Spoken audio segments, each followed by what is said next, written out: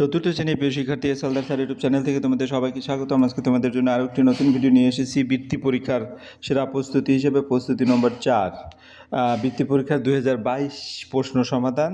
বিষয় হচ্ছে সমাজবিজ্ঞান, যেটা ইতিহাস ও ভূগোল 100 মার্কের একটি সমাজবিজ্ঞান প্রশ্ন। বৃত্তি পরীক্ষার 2022-এ আসা বিশ্লেষণ সহ সম্পূর্ণ সমাধান দেখাবো এই ভিডিওতে। আর তোমার সমাজবিজ্ঞানের সেট নম্বর 4, অর্থাৎ ইতিপূর্বে আমি 2025, 2024, 2023-এর যে প্রশ্ন সেগুলি দিয়ে দিয়েছি আমার ইউটিউব চ্যানেলে, তোমরা গিয়ে দেখে আসতে পারবে। ভিডিও শুরুতেই বলবো, তোমরা যারা এখনও আমার চ্যানেলটিকে সাবস্ক্রাইব করোনি তারা এখনই চ্যানেলটিকে সাবস্ক্রাইব করে বেল আইকনটি প্রেস করে দাও এরকম আর অনেক ভিডিও পাওয়ার জন্য।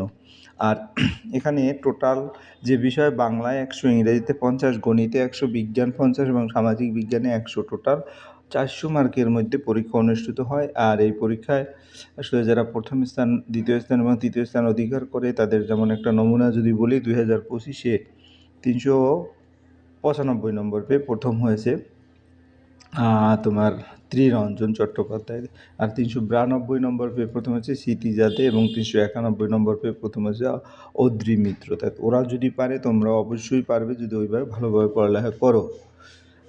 আর 2024-এ দেখো 3জনই ফার্স্ট হয়েছে 397 নম্বর পেয়ে 400 নম্বরের মধ্যে। এখন থেকে বেশি বেশি করে পড়তে হবে। আর এই ভিডিওতে দেওয়া যেভাবে আমি উত্তর দিছি, তোমরা যদি সেভাবে উত্তর দিতে পারো আশা করি তোমরাও 100-তে 100 মার্ক পেতে পারবে। যাই হোক, তোমরা দেখতে পাচ্ছ প্রাথমিক শিক্ষা উন্নয়ন পর্ষদ পশ্চিমবঙ্গ পরিচালিত 2022-এর প্রাথমিক শেষ পরীক্ষা বৃত্তি পরীক্ষার পূর্ণাঙ্গ যে প্রশ্নটি সেটা এখানে দেওয়া আছে। তো এই প্রশ্নটি আমি প্রথমে 1 নম্বর, 2 নম্বর এরকম করে বড় 10 করে, 3 নম্বরে হচ্ছে মিলানো, 4 নম্বরে হচ্ছে তোমার এক কথায় প্রশ্ন, 5 নম্বর এরকম করে টোটাল প্রশ্ন আমি দেখিয়ে দিলাম। এবার 1 নম্বরের প্রশ্ন আমি তোমাদের দেখাবো। রবীন্দ্রনাথ ঠাকুরের জন্ম, ঋতু হলো কি? শীত, গ্রীষ্ম, বর্ষা। গ্রীষ্ম, কারণ রবীন্দ্রনাথ ঠাকুর 25শে মে বৈশাখে জন্মগ্রহণ করেন, যা গ্রীষ্ম ঋতুর মধ্যে পড়ে। এরপরের প্রশ্ন, ছায়ার দৈর্ঘ্য সবচেয়ে ছোট হয় সকাল, দুপুর না 12টায় না বিকেলে? 12টায় দুপুর, 12টায় দুপুর। সূর্য মাথার উপর থাকে তাই ছায়া ছোট হয়। এরপরের প্রশ্ন, আর্যভট্ট আমেরিকা, ভারত, চীন দেশের লোক ছিল?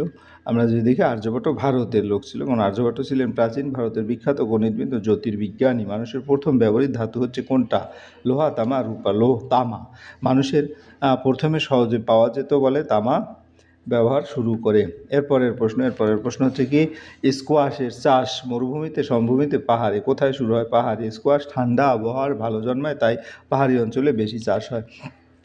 খবর দেওয়া নেওয়ার কাজে ব্যবহার করা হতো ঘুঘু, পায়রা, টিয়া? পায়রা। আগে পায়রার মাধ্যমে চিঠি পাঠানো হতো, একে ডাক পায়রা বলা হয়। এরপরের প্রশ্ন হচ্ছে তোমার ধ্রুবতারা দেখা যায় আকাশের দক্ষিণে, পূর্বে, উত্তরে না? লোহার জিনিস যারা তৈরি করেন তাদের বলা হয় কর্মকার, কুম্ভকার, মালাকার। আমরা যদি বলি ধ্রুবতারা দেখা যায় আকাশের উত্তরে, ধ্রুবতারা সবসময় উত্তর দিকে স্থির থাকে তাই দিক নির্ণয় সাহায্য করে। লোহার জিনিস যারা তৈরি করেন তাদের বলা হয় কি? বলা হয় তাদের বলা হয় কর্মকার। কর্মকাররা লোহা দিয়ে বিভিন্ন জিনিস তৈরি করে।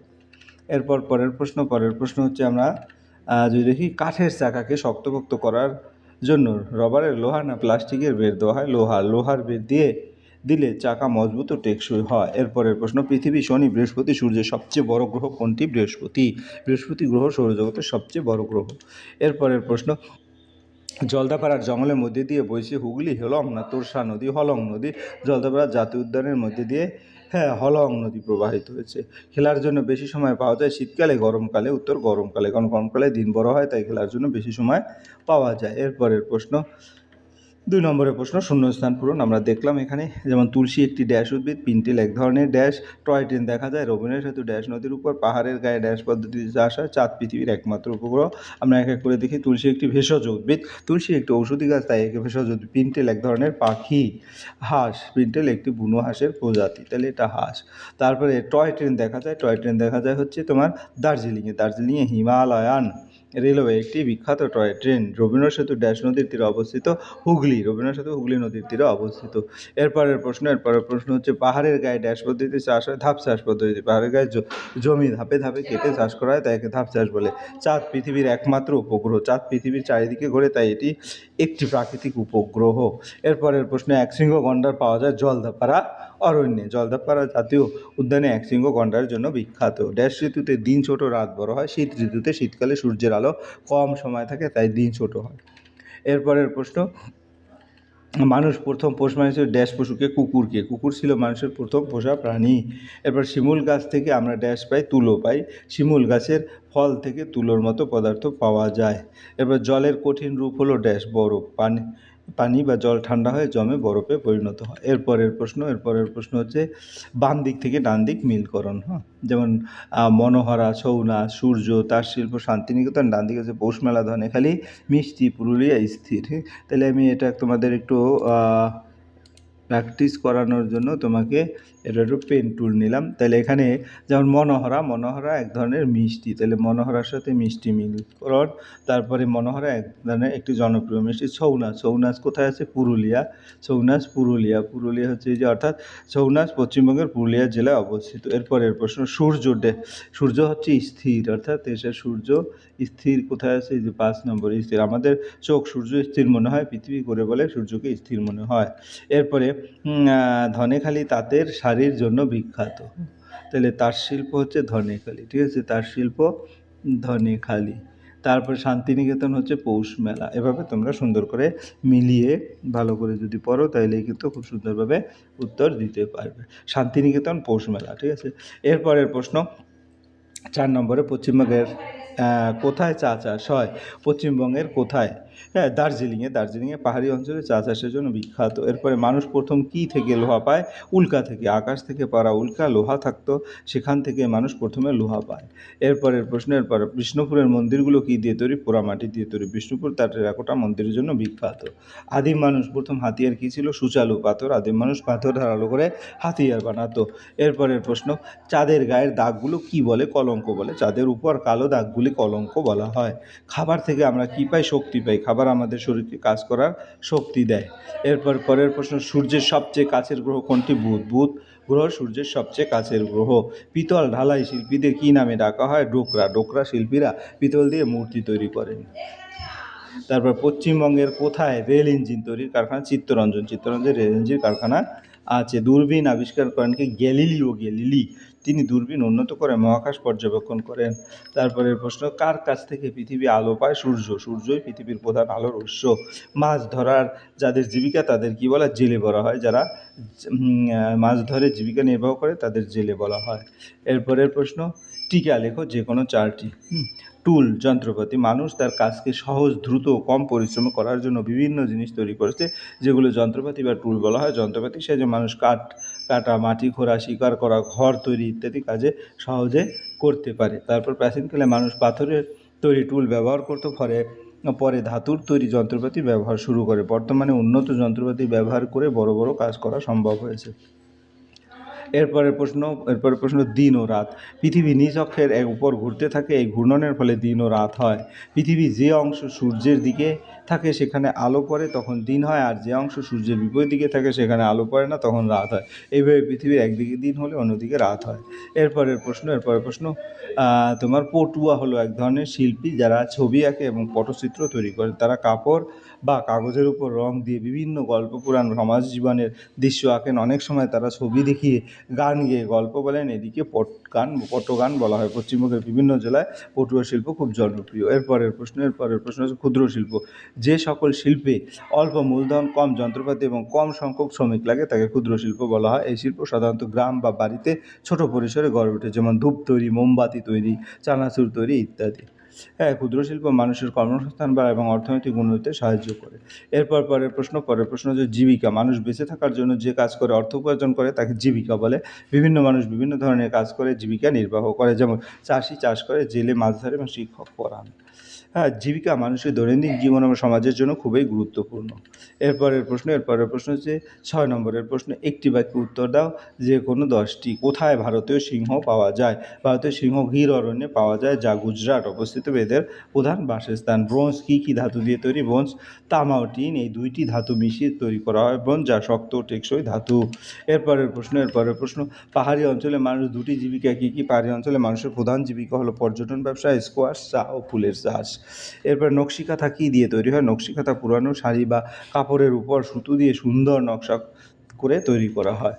এরপরের প্রশ্ন, ইস্পাত কী? ইস্পাত হলো লোহার সঙ্গে কার্বন বা অন্যান্য ধাতু মিশিয়ে তৈরি শক্ত মজবুত ধাতু। গ্রীষ্মকালে একটি ফুল, একটি ফলের নাম লেখো। গ্রীষ্মকালের একটি ফুল হলো রজনীগন্ধা এবং একটি ফল হলো আম। এরপরের পরের প্রশ্ন, যন্ত্র কাকে বলে? যে বস্তু দিয়ে মানুষ কঠিন কাজ সহজ ও দ্রুত করতে পারে তাকে যন্ত্র বলে। চাঁদের আলো কিভাবে পাওয়া যায়? চাঁদ নিজের আলো দেয় না, সূর্যের আলো চাঁদের গায়ে পড়ে প্রতিফলিত হয়ে আমরা সেই আলো দেখি।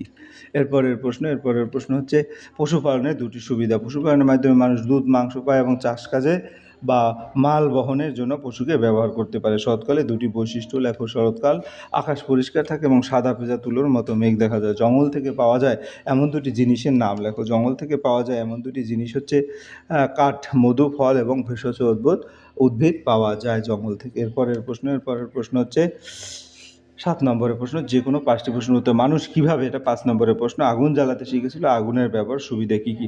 আদি মানুষ প্রথমে প্রাকৃতিকভাবে বজ্রপাত ও আগুন দেখে আগুন সম্পর্কে জানতে পারে। পরে তারা চকমকি পাথর বা শক্ত পাথর রেখে অপরের সাথে ঘষে আগুন জ্বালাতে শিখেছিল।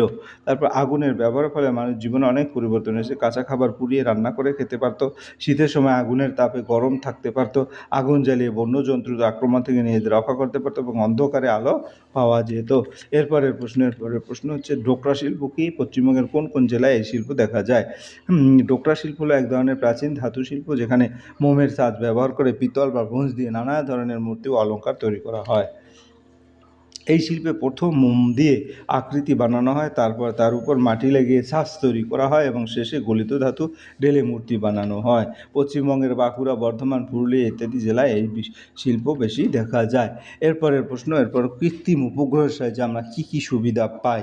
কৃত্রিম উপগ্রহ মানুষের তৈরি একটি যন্ত্র যা মহাকাশে পাঠানো এবং পৃথিবীর চারদিকে ঘোরে।